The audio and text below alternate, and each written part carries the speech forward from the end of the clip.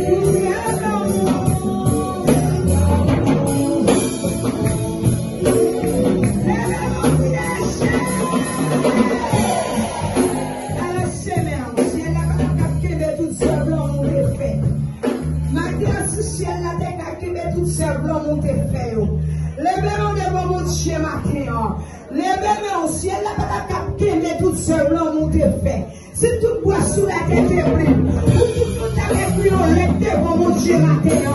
Pour avec lui, on lève devant mon Dieu matin. Dis qui sont de paix matin. Lève-moi devant mon Dieu matin. Oui, Hachem. Oui, Hachem. Oui, Alléluia. Oui, Alléluia. Son pouvoir, et si elle n'a pas qu'aimer, tout simplement nous défait, et si elle n'a pas qu'aimer, tout le joie pas mon Dieu Mathéo, tout le monde pas lui, et toute l'adoration le Mathéo, si elle n'a pas qu'aimer pour Mathéo, mais reconnaissons à mon Dieu Mathéo, la adoration, l'adoration de mon Dieu, l'adoration de Mathéo, l'adoration, tout le monde. Réaliser qui nous est, la qui nous a sous-choisi, qui va nous débattre, qui va nous faire pour nous dire pour Alléluia.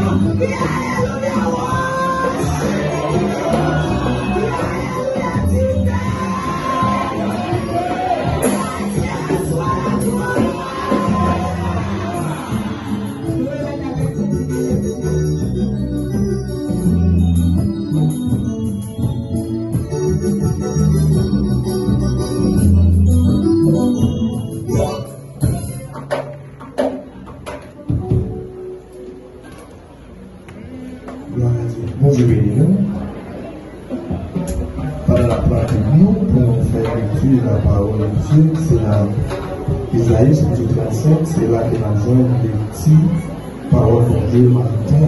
Isaïe chapitre 35, et la verset 1er à verset 8.